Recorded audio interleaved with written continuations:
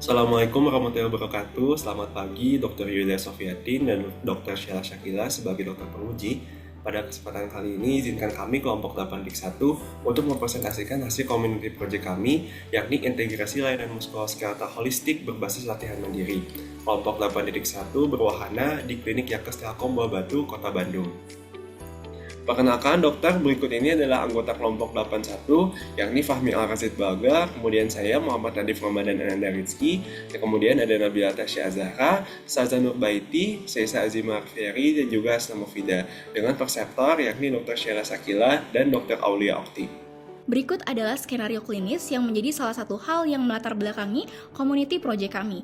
Pasien datang ke klinik Yakkes Telkom Buah Batu dengan keluhan nyeri pada kedua lutut sejak 1 tahun terakhir yang memberat terutama dalam 1 minggu terakhir. Awalnya nyeri hilang timbul saat aktivitas berat, namun kini semakin sering dan mengganggu aktivitas harian, disertai dengan kekakuan pada pagi hari selama kurang lebih 20 menit. Nyeri membuat pasien sulit berjalan jauh, menaiki tangga, dan beribadah sehingga lebih sering duduk. Skala nyeri saat ini adalah 7 dari 10. Pada awal keluhan, lutut sempat bengkak dan kemerahan, namun sudah tidak ada lagi. Nyeri kadang menjalar ke paha depan saat berjalan jauh. Pasien sudah menggunakan obat oles diklofenak dietilamin dan menjalani fisioterapi dengan efek perbaikan sementara. Namun, keluhan kembali muncul sehingga pasien kini lebih banyak beristirahat dan mengurangi aktivitas fisik. Selanjutnya adalah profil TPKK Buah Batu Yakkes Telkom. Yakkes Telkom adalah lembaga pelayanan kesehatan yang berkomitmen untuk melayani pensiunan, karyawan, dan keluarga PT Telkom Indonesia yang beralamat di Jalan Terusan Buah Batu, Bandung. Pada layanan poli, disediakan pelayanan dokter umum, dokter gigi, serta konsultasi ahli gizi sebagai bagian dari pelayanan kesehatan dasar yang komprehensif. Selanjutnya, program promotif preventif, yakni Holistic Integrated Program yang menjadi program unggulan utama untuk menangani penyakit kronis. Berikut adalah 6 daftar penyakit yang menjadi perhatian atau disebut dengan penyakit MCD, dan juga 6 daftar penyakit yang paling banyak ditemukan di TPKK Buah Batu selama periode Januari hingga Juli 2025. Dan didapatkan penyakit sendi termasuk 6 penyakit non-MCD dengan urutan kedua yang paling banyak ditemukan di klinik. Sebagai latar belakang, berikut ini adalah biaya resep penyakit non-MCD pensiunan di Yakkes Telkom Buah Batu pada periode Januari sampai Juli 2025. Dapat dilihat bahwa penyakit sendi mencapai urutan kedua dengan persentase 15,4%. Selain itu, sebagai latar belakang, berikut ini adalah jumlah rujukan pensiunan dan keluarga di Yakkes Telkom Buah Batu periode Januari sampai Juli 2025. Dapat dilihat bahwa dokter spesialis menempati urutan pertama dengan jumlah rujukan mencapai 57,4%. Hal yang sama juga dapat dikatakan pada jumlah rujukan karyawan dan keluarga Yakkes Telkom Buah Batu dengan periode yang sama, yakni dokter spesialis menempati urutan pertama dengan persentase 65,7%. Bila kita melihat lebih lanjut, jumlah rujukan dokter spesialis mana yang terbanyak di Yakkes Telkom Buah Batu, maka peringkat nomor 1 ditempati oleh penyakit sendi dengan 609 rujukan atau 36%. Selain itu, terdapat juga penyakit tulang di peringkat 15 dengan jumlah rujukan 251 dan juga penyakit otot ligamentum dengan jumlah rujukan 15. Berikut adalah identifikasi masalah yang sudah kami kumpulkan dengan cara wawancara ke kepala klinik serta preseptor untuk memahami akar permasalahan yang ada di TPKK Yakkes Telkom Buah Batu. Dilakukan analisis sistem layanan kesehatan dengan menggunakan kerangka WHO Building Blocks. Pertama, dari penyediaan layanan kesehatan di mana terdapat masalah keterbatasan di layanan primer menyediakan pelatihan gerak sederhana, tingginya angka rujukan ke spesialis dan fisioterapis akibat keterbatasan layanan primer. Yang kedua, SDM kesehatan di mana kami menemukan kurangnya tenaga kesehatan dalam menginput hasil lab untuk sistem informasi kesehatan di mana kami mendapatkan masalah pengisian rekam medis digital masih belum optimal, terutama pada pembaruan data hasil lab, dan dalam rekam medis digital, hasil lab terkadang lupa diperbaharui karena pasien tidak selalu menyerahkan hasil lab.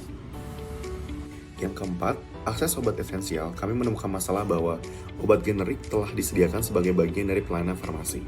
Tetapi dalam prakteknya, sebagian pasien masih cenderung untuk memilih obat bermerek atau paten, sehingga terjadi ketidaksesuaian antara preferensi pasien dan ketersediaan obat yang ada di klinik. Untuk yang kelima, dari pembiayaan, di mana terdapat tingginya angka rujukan berpotensi berdampak pada financial sustainability klinik dalam jangka panjang. Untuk yang terakhir, kepemimpinan dan tata kelola, masih terdapat tingginya beban administratif akibat banyaknya variasi pelaporan untuk pemenuhan target internal dan eksternal. Dan kami melakukan pemeriksaan masalah dengan metode USG atau Urgency, Seriousness, and Growth. Dan yang mendapat ranking 1 adalah tingginya angka rujukan ke spesialis dan fisioterapi akibat keterbatasan layanan primer. Penyebab tingginya rujukan muskuloskeletal, kami analisis menggunakan diagram fishbone dengan pendekatan 6M, meliputi man, method, material, machine, money, dan juga market. Hasilnya menunjukkan keterbatasan kompetensi nakes, belum adanya protokol baku di klinik, ketiadaan alat dan media edukasi latihan, belum optimalnya instrumen penilaian, keterbatasan pendanaan, serta pola pikir dari pasien yang masih menggunakan terapi pasif. Selanjutnya, setiap aspek dari fishbone tersebut akan dilakukan alternatif penyelesaian masalah dan nantinya akan diurutkan dengan metode MIVC. Didapatkan dari bidang material, metode, dan man, solusi-solusi yang menempati urutan nomor 1, 2, 3, dan 4. Solusi-solusi ini nantinya akan dirangkum dalam suatu program yang dapat menyelesaikan masalah. Pencarian solusi dari masalah kemudian dilanjutkan dengan metode design thinking yang terdiri dari empathize, define, ideate, prototype, dan testing.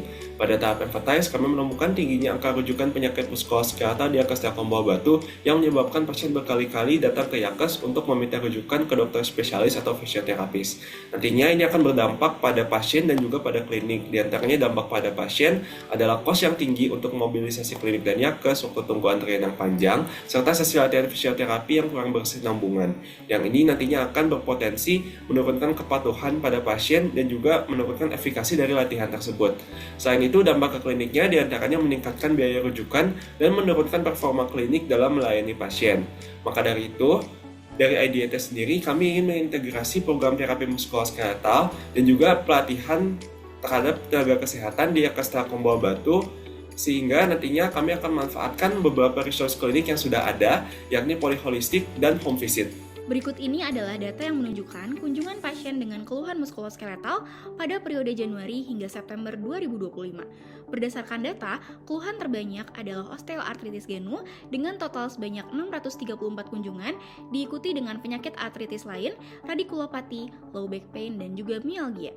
Dan berikut adalah data pasien holistik dengan keluhan muskuloskeletal pada periode September hingga Oktober 2025. Didapatkan pula bahwa osteoartritis menempati urutan terbanyak pada periode ini.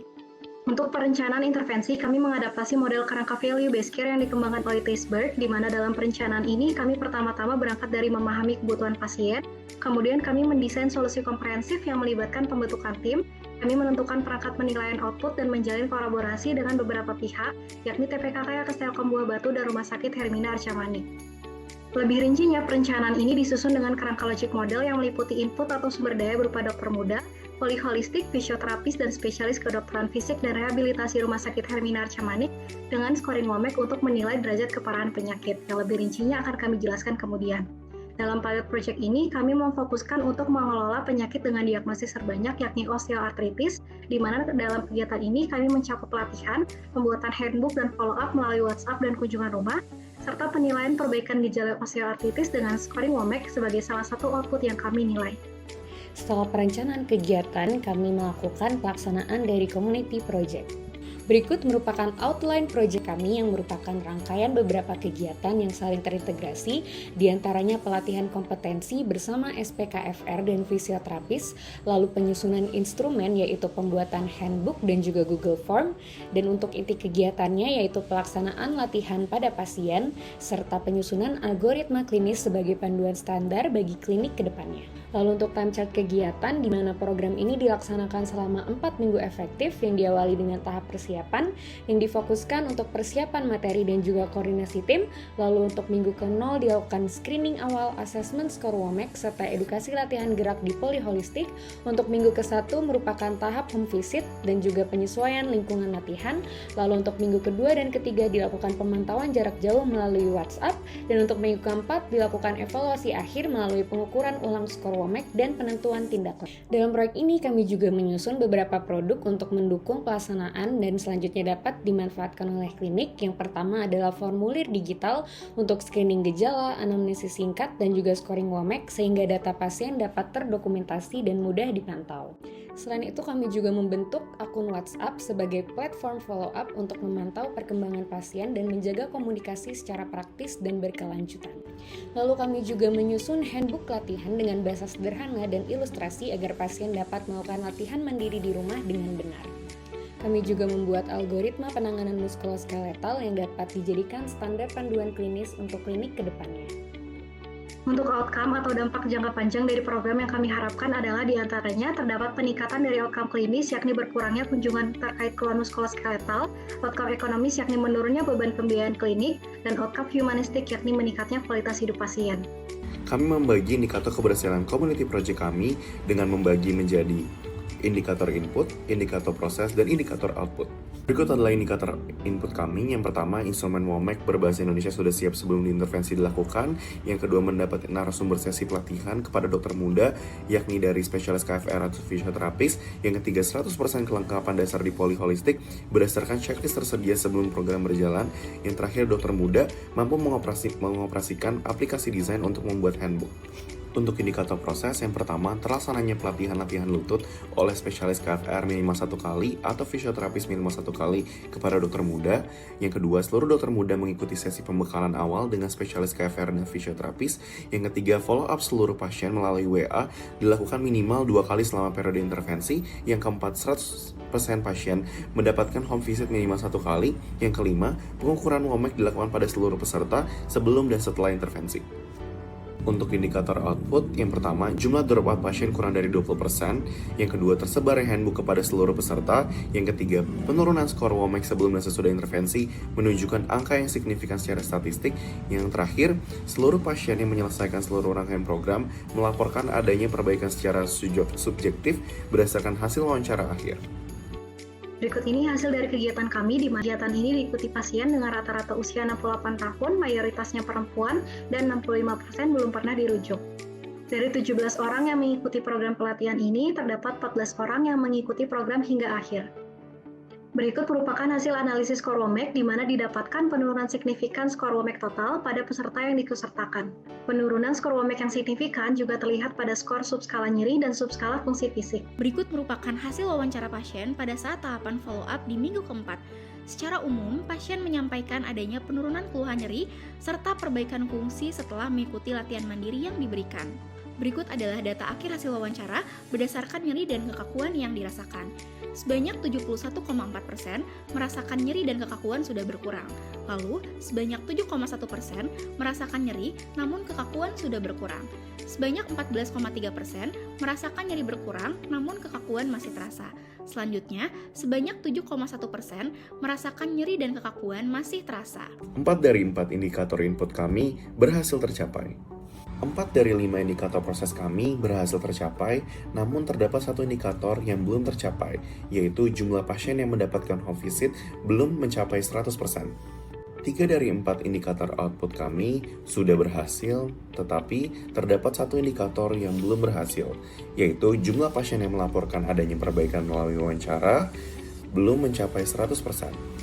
Selanjutnya kami juga merencanakan strategi agar program ini dapat terus berlanjut di mana hasil kegiatan telah didokumentasikan sehingga memudahkan transfer knowledge dengan batch selanjutnya. Lalu program ini juga dapat diekspansi ke poli umum dengan pemantauan keluhan pasien secara berkala. Selanjutnya adalah kesimpulan dari community project kami. Program ini bertujuan untuk meningkatkan kapasitas layanan primer melalui edukasi, latihan mandiri, dan pemantauan berkelanjutan. Evaluasi dilakukan menggunakan indikator input, proses, dan juga output. Secara keseluruhan, evaluasi program menunjukkan ketercapaian pada indikator input, proses, dan juga output dengan penurunan skor WOMAC secara bermakna secara kelompok dan variasi persepsi perbaikan dari subjektif pasien. Lalu, saran pengembangan program ini selanjutnya diantaranya adalah menggunakan desain studi yang lebih kuat, melakukan evaluasi program yang lebih sistematif dan terstruktur, menerapkan pendekatan asesmen mendalam yang telah digunakan di TPKK Yakes Buah Batu jika program direplikasi di fasilitas lain, memperkuat kolaborasi interprofesional dengan melibatkan tenaga kesehatan lain, menyusun handbook latihan mandiri dengan ruang pencatatan latihan, hambatan, dan perkembangan keluhan pasien. Yang terakhir, menjaga keberlanjutan program melalui perlibatan dokter muda pada periode berikutnya. Sekian presentasi community project kami. Terima kasih banyak dokter atas waktu dan perhatiannya. Assalamualaikum warahmatullahi wabarakatuh.